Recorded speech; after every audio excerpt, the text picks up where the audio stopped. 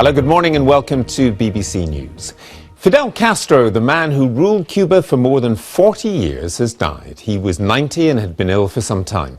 This is how the Cuban president Raul Castro announced the death of his brother this morning.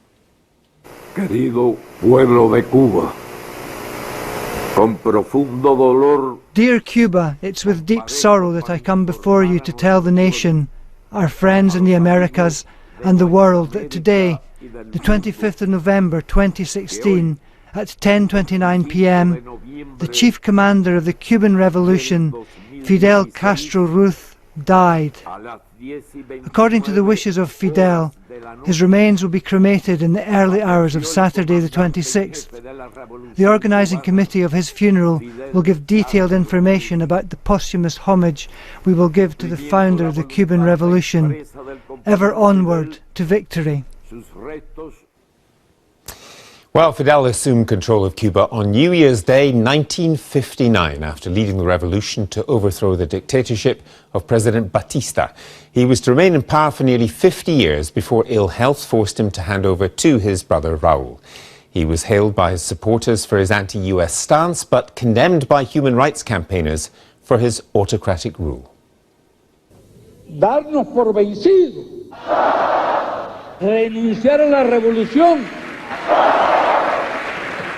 renunciar al socialismo, rendirnos. Fidel Castro was the world's longest-serving dictator. He outlasted 9 American presidents, and he was a constant irritant to them, a communist leader right on their doorstep. At the end of the 1950s, the young Castro was determined to overthrow the American-backed Batista regime, which presided over corruption, decadence and gross inequality. Cuba was effectively run by organised crime syndicates. Castro and his band of revolutionaries masterminded a classic guerrilla campaign from their mountain base. On January the 2nd, 1959, the rebel army entered Havana. Castro had triumphed, Batista had fled, and Cuba had a new government, with the legendary Che Guevara among its members. Its promise to give the land back to the people and to defend the rights of the poor. Soon afterwards he went to America, saying he wanted to be friends with his powerful neighbour, but he felt snubbed when President Eisenhower wouldn't see him. Castro claimed he was driven into the arms of the Soviet Union and its leader Nikita Khrushchev. Cuba had now become a Cold War battleground. April 1961, the Bay of Pigs. This was America's doomed attempt to topple Castro by recruiting a private army of Cuban exiles to invade the island. But the young revolutionary was more than a match for them. Under his command, Cuban troops repulsed the invaders, killing many and capturing 1,000. A year later, the stakes were far higher. American reconnaissance planes discovered Soviet missiles on their way to sites in Cuba. The world was staring into the abyss of all-out nuclear war. Unmistakable evidence has established the fact that a series of offensive missile sites is now in preparation on that imprisoned island. The superpowers stood eyeball to eyeball, but it was Khrushchev who blinked first, pulling his missiles out of Cuba in return for a secret withdrawal of US weapons from Turkey.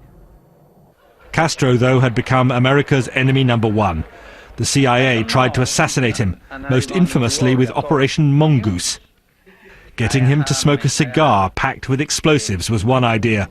Another was even more bizarre.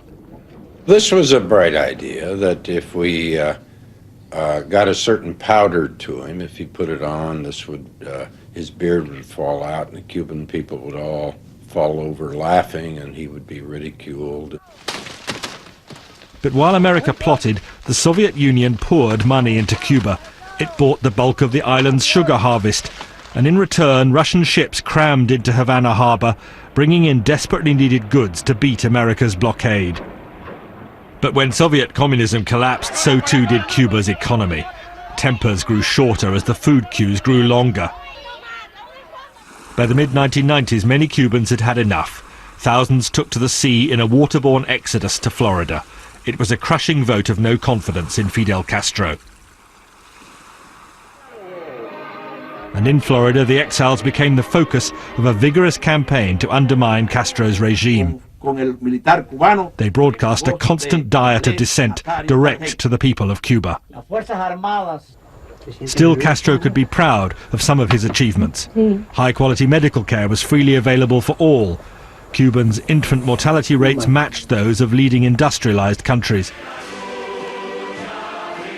But in 2006, Fidel Castro was forced by illness to hand power to his younger brother Raul.